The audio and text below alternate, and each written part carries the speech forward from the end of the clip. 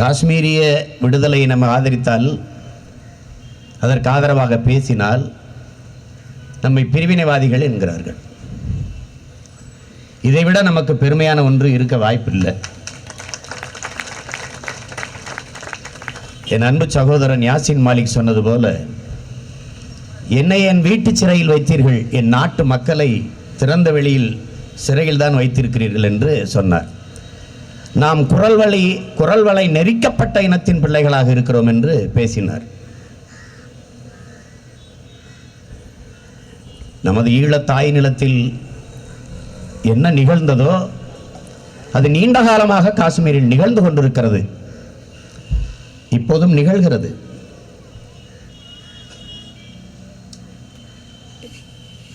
என் அன்பு உறவுகள், நீங்கள் எல்லாம் வலைத்தளத்தில் அந்த படங்களை பார்த்திருப்பீர்கள். சிறு குழந்தை மண்டையில் சுத்தியலால் அடிப்பது, மூக்கை அறுப்பது, பெண்களின் உடையை பறிப்பது. இங்கே கீழே கூட ஒரு படம் இருக்கிறது.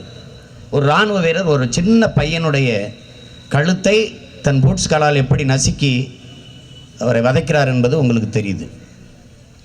இப்போ இந்த பையன் பயங்கரவாதியா தீவிரவாதியானா யார்கிட்ட பதில் இருக்குது? அங்கே ஒரு படம் இருக்குது. எல்லா குழந்தைகள் முகத்திலையும் காயம், ஆனால் மேலே டெரரிஸ்ட்னு ஒட்டி இருக்குது. இதை எப்படி பார்ப்பது? ஒரு இறந்து போகிறார், ஒருவர் இறந்து கிடக்கிறார். ஒரு இராணுவ வீரர் போய் வேகமாக போய் கத்தி எடுத்து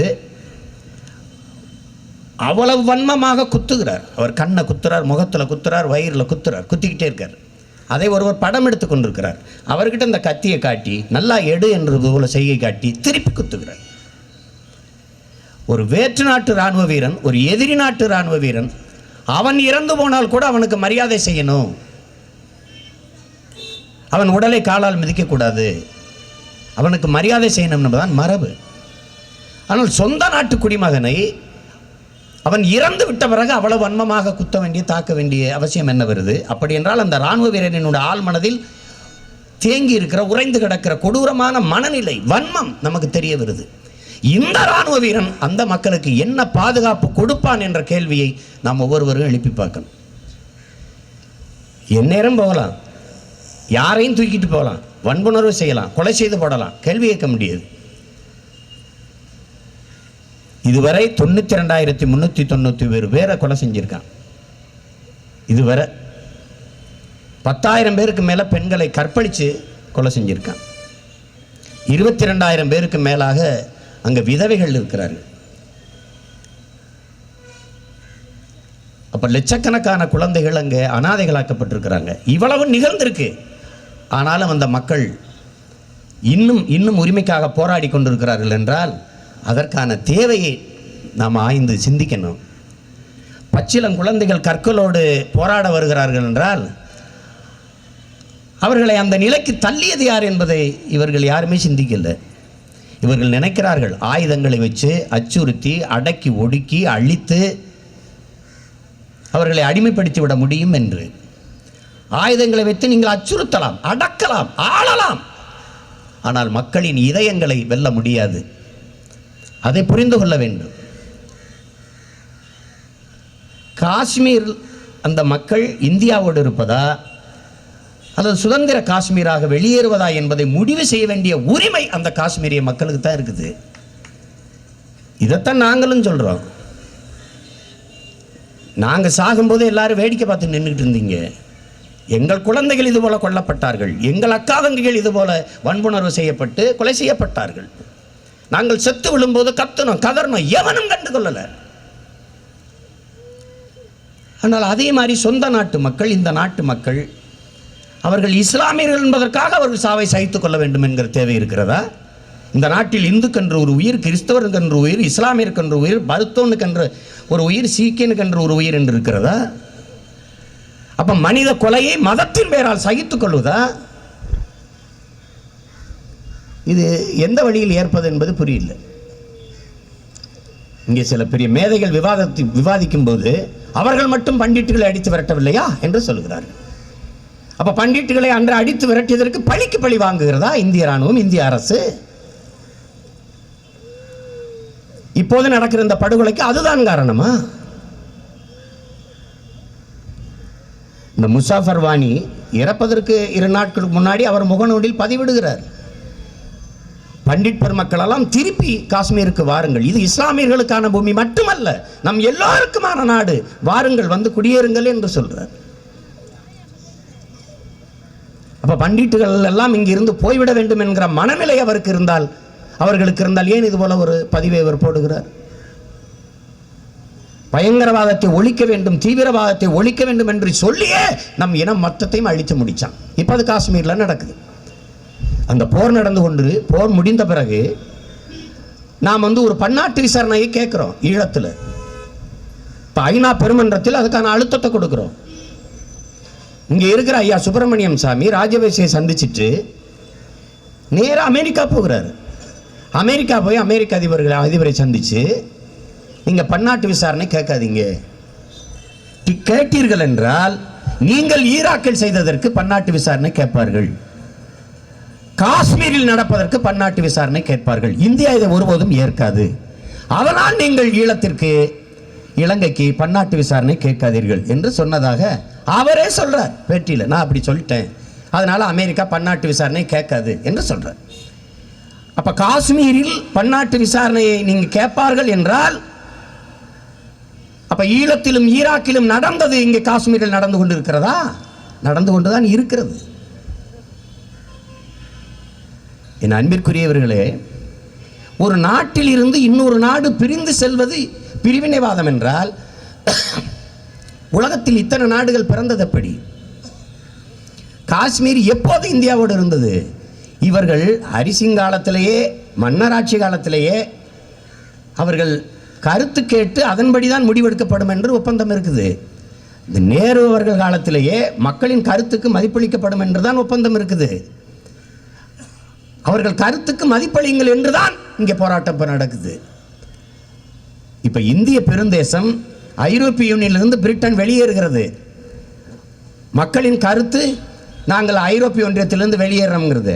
இந்த பிரிட்டன் வெளியேறுவதை இந்தியா ஏற்கிறதா எதிர்க்கிறதா? இதான் நம்ம வைக்கிற கேள்வி. நீ இஸ்ரேல் பாலஸ்தீனத்து மேல குண்டு போட்டா கொந்தளிக்கிற, பாராளுமன்றத்தில் கதற, உடனே நிறுத்த சொல்ற. ஆனா உன் சொந்த நாட்டு மக்களை நீ குண்டு போட்டு கொள்றிய, இதை யாரா கேட்கறது? நாங்க தான் கேட்போம், வேற எவன் கேட்பான்? சொந்த நாட்டு மக்கள் மேல ராணுவ தாக்குதல் நடத்தக்கூடாது என்று ஒரு மரபு இருக்கு, அதை மீறி நீ நடத்துற. என் நிலத்துல, என் தாய் நிலத்துல சிங்கள நடத்தினா அதுக்கு நீதான் கூட நின்ன. இங்க கொள்ற இதே ராணுவ வீரன் தான் அங்கேயும் கொண்டான். அமைதிப்படை பேர்ல போய் அநியாயம் பண்ணா, அதுக்கப்புறம் சிங்களம் போர் தொடுத்த போது கூட நின்று குண்டு கொடுத்து, ஃபண்டு கொடுத்து, எல்லாம் கொடுத்து நம்மளை கொண்டான். இங்க சுதந்திரம் என்பதை, சுதந்திரம் என்ற சொல்லை தவிர வேற எந்த சொல்லி நாம் கேட்பது? எந்த சொல்ல சொல்லி பயன்படுத்தி கேட்பது? இங்கே சுதந்திரம் எனது பிறப்புரிமை என்று பாலகங்காதர திலகர் முழங்கினாருங்கிறோம். அந்த பிறப்புரிமை தான் அந்த மக்கள் கேட்கிறாங்க. அதை படை கொண்டு, ராணுவ படை கொண்டு அடக்கி ஒடுக்குவது என்பது பாசிச கொடுமை. இதை எப்படி நாம் ஏற்பது? சுதந்திரம் என்ற ஒன்றுக்கு அர்த்தம் தெரியாதவனுக்கு கூட சுதந்திரம் தேவைப்படுகிறது என்கிறார் ஹோசே மார்த்தி. சுதந்திரம்னா என்னன்னு ஒருத்தனுக்கு தெரியலைன்னா கூட அவனுக்கு சுதந்திரம் தேவைப்படுதுங்கிறாரு. நீ பறவைக்கு இறக்கை போல, மனித உடலுக்கு எலும்பு போல, வண்டிக்கு அச்சாணி போல ஒவ்வொரு மனிதனுக்கும் சுதந்திரம் அவசியம் என்று சொல்றார். இந்த உலகத்தில் யாருக்கேனும் சுதந்திரம் மறுக்கப்பட்டால் அதை நீங்கள் பார்த்து கொண்டு மட்டுமே இருப்பீர்களானால் உங்கள் சுதந்திரமும் கேள்விக்கு உள்ளாக்கப்படுகிறது என்கிறார். இப்ப என் சகோதரனுக்கு மறுக்கப்படுது, அவன் சாகடிக்கப்படுகிறான். அவன் என் இனம் சார்ந்தவன் அல்ல, ஆனால் சக மனிதன் அவன். அவன் சாவை என்னால் எப்படி சகித்துக் கொண்டிருக்க முடியும்? என்னை போல எலும்பு நரம்பு ரத்தமும் சதையும் பசியும் கண்ணீரும் உறக்கம் கொண்ட ஒரு சக மனித சாவை சகித்து கொண்டிருப்பது என்ன மனித மாண்பு? என்ன மனித மாண்பு? இவ்வளவு அடக்குமுறை, இத்தனை லட்சம் பேரை கொன்றுவிட்ட பிறகும் அவன் உரிமைக்காக கிளர்ந்தெழுகிறான் என்றால் இதைத்தான் ஃபிடல் காஸ்ட்ரோ சொல்றான். மக்கள் விடுதலையை விரும்பிவிட்டால் விமானத்தை கல்லெடுத்தெறிந்து வீழ்த்துவார்கள் என்று. அவன் சின்ன சின்ன பிள்ளைகள், பிஞ்சு குழந்தைகள் ஓடி வருகிறார்கள் விடுதலைக்காக முழக்கமிட்டு. அதேதான் நமது கூட்டத்தில் வந்து பேசின யாசின் மாலிக் சொன்னான், ஈழ விடுதலையை உன்னால் அழித்து விட்டாய், நசிக்கி விட்டோம் என்று நினைத்துக் கொள்ளாதே. பிறக்கிற ஒவ்வொரு தமிழ் பிள்ளையினும் உள்ளத்திலும் ஊனிலும் இந்த ஒவ்வொரு அணுவிலும் ஈழ உணர்வு, ஈழ விடுதலை உணர்வு வளருதுன்றான். நீ அவன்கிட்ட கேளு. கனடா கியூபெக்கில் எடுத்தது போல, பிரிட்டன் ஸ்காட்லாந்து கேட்டது போல, ஐரோப்பிய யூனியன்ல இருந்து பிரிஞ்சு போவதா இணைந்து வாழ்வதா என்று பிரிட்டன் கருத்து கணிப்படுத்தது போல காஷ்மீரிய மக்கள்கிட்ட கேள். அவன் வந்து இந்தியாவோடு இணைந்து வாழ்கிறோம் என்றால் பிறகு பேச்சென்ன இருக்கு? உனக்கு பூட்டான் நட்பு நாடா இருக்கலாம், சூடான் நட்பு நாடா இருக்கலாம், நேபாள நட்பு நாடா இருக்கலாம், இந்த ஈனப்பைய கூட்டம் வாழ்ற இலங்கை உனக்கு நட்பு நாடா இருக்கலாம், இந்த காஷ்மீர் உனக்கு பக்கத்து நாடா நட்பு நாடா இருக்கக்கூடாதா? இருக்கக்கூடாதா? பாகிஸ்தானோட பிரச்சனை. பாகிஸ்தானுக்கு எதிராக நீ பங்களாதேஷை பிரிக்கிற. அவன் மட்டும் சுதந்திரமாக ஆளலாம், இவன் சுதந்திரமாக ஆளக்கூடாதா? இது ஒரு சுதந்திர இந்தியாவா? மற்றவர்களின் சுதந்திரத்தை பறிப்பதுதான் சுதந்திரமா? சுதந்திரம்னு சொல்லிட்டீங்கன்னா ஒரு பயங்கரவாதம், பிரிவினைவாதம் ரெண்டு வந்துடுது. ஒரு வீட்டில் வாழ்கிற ஒரு பெண்ணு நீ கொத்தடிமை போல நடத்துவ. அவளை தூங்க விட மாட்ட, அவளை ஒரு நல்ல உடை உடுத்த விட மாட்ட, ஒழுங்காக உணவு கொடுக்க மாட்ட, கொடுமைப்படுத்துவ, சித்திரவதை செய்வேன். ஆனால் அந்த வீட்டில் இருந்து அவர் பிரிந்து போகிற உரிமையை கொடுக்க மாட்டேன். புரட்சியாளர் லெனின், ஒரு வீட்டில் வாழ பிடிக்காத பெண் மனமுறிவு கேட்டு பிரிந்து செல்வது வந்து குடும்ப உறவையே சிதைக்கிறதுன்னு சொல்வது எப்படிப்பட்ட முட்டாள்தனமோ அப்படித்தான் ஒரு தேசிய இனம் பிரிந்து செல்ல விரும்புவதை பிரிவினைவாதம் என்று பேசுவதும் அதுபோல முட்டாள்தனம் என்று சொல்றாரு.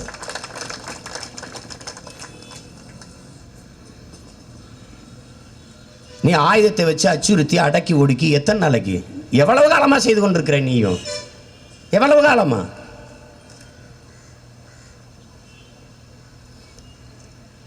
அது ஒரு குழந்தை, அந்த சாரோ சகூருங்கிற பையன், அந்த சாரோ சகூருங்கிற பையன்கிட்ட போய் அந்த மருத்துவமனையில் படுத்திருக்க பிள்ளைகிட்ட கேட்குறாங்க, என்னப்பா நடந்துருச்சுன்னு. அவனுக்கு உடம்பு பூரா குண்டடிபட்டுருக்கு, முகம் சிதைஞ்சிருக்கு, என்னப்பான்னு கேட்குறாங்க. இல்லை, யாரோ வீட்டுக்களை பட்டாசு வெடிக்க வசதி இல்லாமல் தெருவில் வச்சு வெடிச்சிட்டாங்க, அது என் மேலே பட்டுருச்சு அப்படின்ட்டு. அது அவனை போல் பல ஆயிரம் பேருக்கு பட்டிருக்குன்னு தெரியல அவனுக்கு. அவன் ஏதோ பட்டாசு வெடிச்சிருச்சுன்னு அந்த பிஞ்சு குழந்தை நினச்சிட்டு இருக்கான்.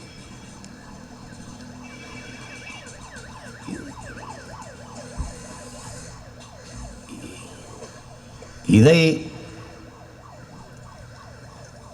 பேசுவது, அந்த மக்களுக்கு ஆதரவாக நிற்பது,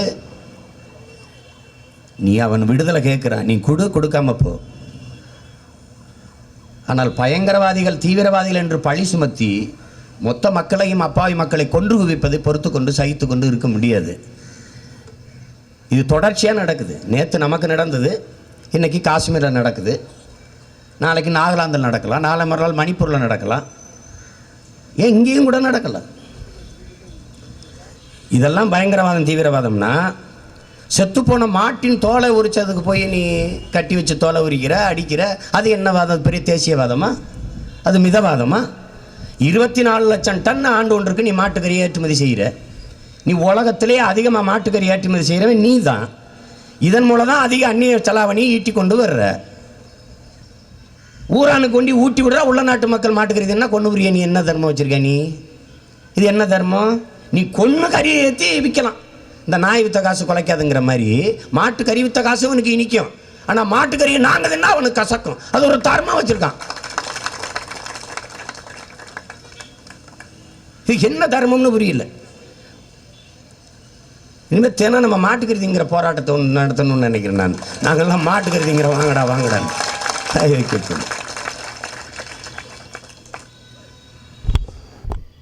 கொடுமை பாருங்க. அதை எதிர்த்து ஒரு பிரதமருடைய மாநிலத்தில் செத்த மாட்டின் தோலை உரிக்கிறதுக்கு அதுக்கு ஒரு அந்த தாழ்த்தப்பட்ட இளைஞர்களை போய் தாக்கி அதை எதிர்த்து பேசினா மாயாவதி அம்மாவை அசிங்கமாக பேசி, ஜனநாயக காவலர்கள் இவர்கள் தான், தேசிய ஒருமைப்பாடை கட்டி காப்பாற்றுறவங்க. ஒன்றை என் உறவுகளுக்கு, என் உடன் பிறந்தார்களுக்கு சொல்லுவேன், நமக்கு வெறும் தேர்தலும் வெற்றியும் அல்ல நம்ம அரசியல். நாம் ஒவ்வொரு தேசியனத்தின் உரிமைக்கான பிள்ளைகள். அதில் சீக்கியனாக இருக்கட்டும், அதில் மணிப்புரியாக இருக்கட்டும், நாகாலாந்தாக இருக்கட்டும், காஷ்மீராக இருக்கட்டும், எங்கெங்கே தேசியனங்கள் அடக்கி ஒடுக்கப்படுகிறதோ நசுக்கப்படுகிறதோ அதெல்லாம் நமது பிரச்சனை. அதை நீங்கள் புரிஞ்சுக்கிறணும். ஈழ விடுதலை போராட்டத்தை ஒரு தேசியனத்திற்கான விடுதலை போராட்டம் பார்க்கக்கூடாது. உலகெங்கும் ஒடுக்கப்படுகிற பல்வேறு தேசியன மக்களின் போராட்டத்திற்கான முன்னத்தியராக தான் நம்ம பார்க்கணும். ஒரு குறியீடாக தான் பார்க்கணும். அப்படித்தான் பார்க்கணும். காஷ்மீரிய மக்களினுடைய உரிமை கோரிக்கை மிக நியாயமானது. அதை நாம் மதிக்கிறோம். அதுக்கு எப்பவும் ஆதரவாக நிற்போம். எப்பவும் ஆதரவாக நிற்போம்.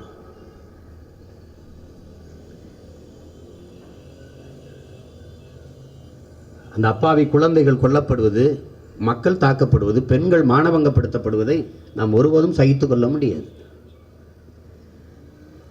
உங்ககிட்ட நான் கேட்குறேன், உங்ககிட்ட கேட்குறேன், ஒரு தீவிரவாதி அப்படின்னா அந்த தீவிரவாதி ஏன் வர்றான்? ஏன் வர்றான்? 20 நாளில் 60 கொலைகள் நிகழ்ந்திருக்குது. ஏன் இந்த கொலைகள் நடக்குது? சமூகம் குற்ற சமூகமாக மாறிடுச்சு. சமூகம் கெட்டு போச்சு. அதுதான் இங்க இருக்க பிரச்சனை. உன் கல்வி முறை தப்பா இருக்கு. அது வாழ்க்கைக்கானதோ அறிவுக்கானதோ ஒழுக்கத்துக்கானதோ அல்ல. அது முழுக்க முழுக்க வர்த்தகமயமாய் நிற்குது. அது ஒழுக்கத்தை போதிக்கல. ஒரு தேசத்தின் எதிர்காலம் அந்த நாட்டின் வகுப்பறையில் தீர்மானிக்கப்படுதுங்கிறான். அப்படிப்பட்ட வகுப்பறை இங்க இல்லை. அதனால கொலை செய்வது பாவம் என்று தெரியல, தாலி ஏற்கிறது பாவம் தெரியல, திருடுவது குற்றம்னு தெரியல. எல்லாம் சாதாரணமா இருக்கு. ஏன்னா நாட்டை ஆள்றவனே பல லட்சம் கோடி திருறான், 150, 1500 திருடுறான். அவ்வளவுதான், அவ்வளவுதான். காஷ்மீரை வாழ்ற மக்கள் நாங்கள் தனியாக போகிறோம் எங்களுக்கு கொடுன்னா அது காரணம் என்னன்னு ஆய்வு செய்யணும்ல. என்னை விட்டுரு அப்படின்னா அது காரணம் என்ன? இவ்வளவு பெரிய தேசத்தோடு இணைந்து வாழ விருப்பம் இல்லைன்னா அது காரணம் என்ன? அதை ஆய்வு செய்யாம, அதை சிந்திக்காம அவனை அடக்கி ஒடுக்கி அச்சுறுத்தி இருக்க வச்சிடலாம்ங்கிறது அது வாய்ப்பு இல்லை. இதைத்தான் மார்க்ஸ் சொல்றான். இந்தியாவின் அரசியல் ஒற்றுமை, தேச ஒற்றுமை என்பதே வெள்ளைக்காரன் கத்தி முனையில் உருவாக்கப்பட்ட ஒன்றுன்ட்டு. ஐயா கவிக்கோ அப்துல் ரஹ்மான் ஒரு கவிதையில் சொல்றாங்க, வெள்ளைக்காரனுக்கு சட்டம் தேவைப்பட்டது. அதை அங்கங்கே கிடந்த துணிகளை ஒட்டு போட்டு தச்சுக்கிட்டு உடம்புல போட்டான். அதை இந்தியான்னு சொன்னோம். அவனுக்கு வெயில் காலம் வந்துச்சு, வெக்கையா இருந்துச்சு, கலட்டி தூர போட்டான். அது சுதந்திரம்னு சொன்னாங்கிறான். சொல்றாரு, இந்த எல்லை கோட்டுக்குள்ள இந்தியாங்கிற ஒரு நாடு இருந்ததே இல்லை என்று சொல்றாரு. இப்படி ஒரு எல்லைக்குள்ள இந்தியாங்கிற ஒரு நாடு இல்லை, அவன் உருவாக்குனான். இந்தியாங்கிற ஒரு நாடு இருந்ததில்லை, உருவானது. அதை ஒரே மதம், ஒரே மொழி, ஒரே அரசியல் சட்டம் அப்படின்னு கொண்டு வந்தது ஒரு நாடை ஆக்கிடலாம்ங்கிறது சாத்தியம் இல்லை. இது பல்வேறு தேசிய இனங்களின் ஒன்றியம்.